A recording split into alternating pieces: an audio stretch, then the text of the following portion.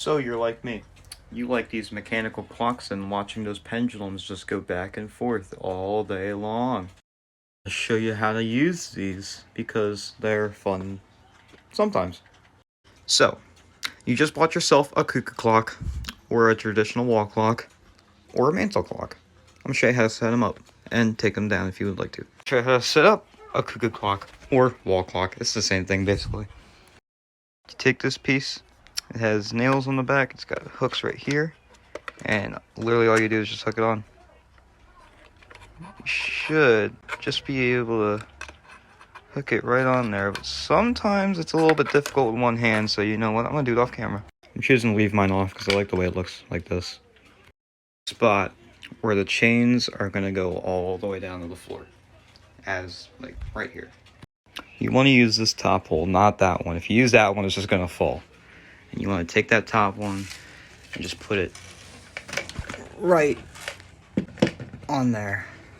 See? You take the chains and just throw them in that hole. Like that.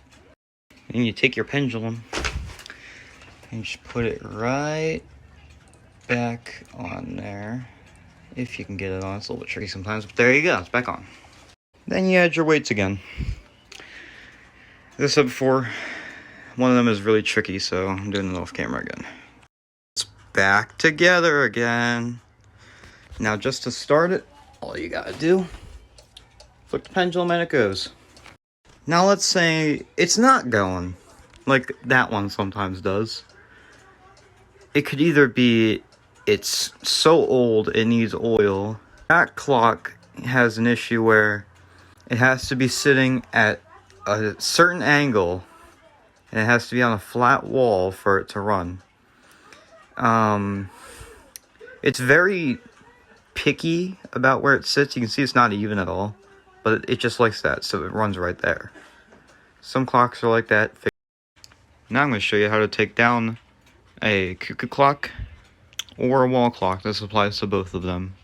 So first thing you want to do is stop the pendulum if it's running, or the leaf stick.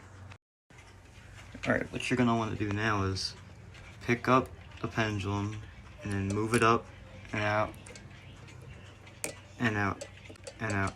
There you go. Now it's going to keep running until you take the weights off. Now all you got to do is just push up on the weights, get them off that hook there. That was the one that makes it run. This one's the one that makes it cuckoo. This one, the cuckoo one's a little more hard to get off for whatever reason.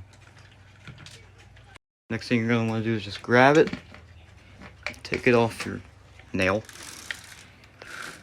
pull the weights or the chains away from the Minecraft screen. Now let's say you're transporting, say, cuckoo clock.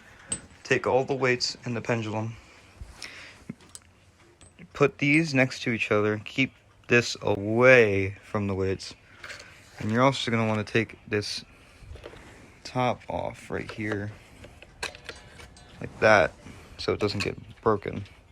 Now to set the time on these bad boys, you just take the minute arm and move it down slowly. You don't want to slip it.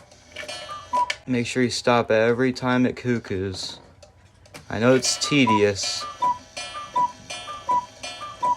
Well, that iron hand's not right, so I gotta fix that. Say you don't have a wall clock, you got a mantle clock, which goes on a mantle, aka the place on top of the fireplace. You just bought it. How do you set it up? Well, this one in particular is pretty different, because if you pick it up and look in the back here, I'm trying to get it to fall over on my bed, you can see right there, it's got a wristwatch movement in it. But instead of a pendulum, that's what it uses to make it keep going. It's just basically a normal one that would have a pendulum, but instead, it has the wristwatch movement to keep it going, which is pretty cool, actually. To me, it is, at least. But let's say that's not moving. This one has a key to it, but it's at my grandparents' because I have clocks there that one didn't come with one, so this one usually fits it. So I'm just, I have it there right now. You take your key, put it in there, and if you turn it one way and it doesn't move at all, turn it the other. And you keep turning it until it like starts to stiffen. Once it starts stiffening, stop. Take the key out and put it back. You don't want it to, you know, break a spring that makes it keep going. And you also just move the hands on this. I don't want to do it to this clock because it has the right time on it right now, and I can't stop it. So now let's say your mantle clock would not run or chime. All my clocks chime, but like, you know, I'm just saying. Your spring, just like look on the back of it, and if you see your spring look like this, then you know it's broken, and you're gonna have to get that professionally fixed because clock springs can be very dangerous if you're not doing it right. Dirty oil.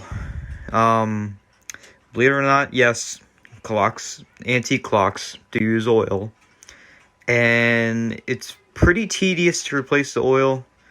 On some clocks, you have to, probably that one, some of them you have to take the whole movement apart and clean all the dirty oil and put new oil in it. I know it sounds funny, but yes, this clock needs an oil change. Ooh. Anyway, if your clock looks like this, it's battery operated. No clock this small is gonna have weights in it. It's battery operated. I found that out. It's fake. It's all phony. It's a phony clock. I'm thinking about putting a real movement in it though, just because I like the way the case looks. It's very nice, and I hate battery operated clocks. I have pendulums, makes them look fake. Well, I hope this video helped you guys out, and I'll see you guys whenever I upload again in a month.